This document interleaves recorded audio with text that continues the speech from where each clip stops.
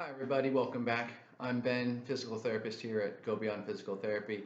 And today we got another one of my favorite exercises in our abdominal series, which is the bird dog.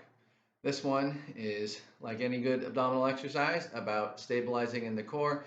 But now we're going to flip ourselves over so that we are facing down and we're working on that stability while we're moving opposite arms and leg. And that'll get us some nice diagonal stability and strength. So this is how we do it.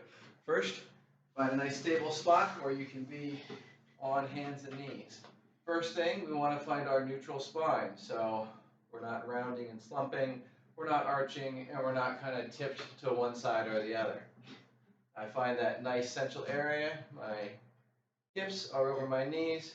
My shoulders are over my hands now.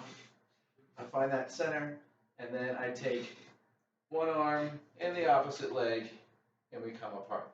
Now I'm doing a lot of work in my core to make sure that I'm not arching, that I'm not twisting, and I'm not doing any other funky little thing that I might be doing. I'm trying to hold it all together in neutral, get a little hold there, and bring it back.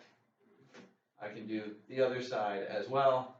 The whole point, well, one of the ways to do it is to just hold it, build that endurance and that stability.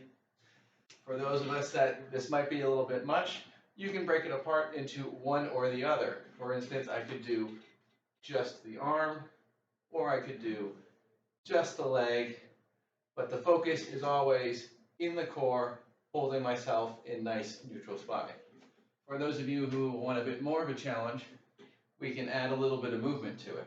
So one of those ways, I get to my nice full expression of my bird dog, touch the elbow and the knee, and come on back.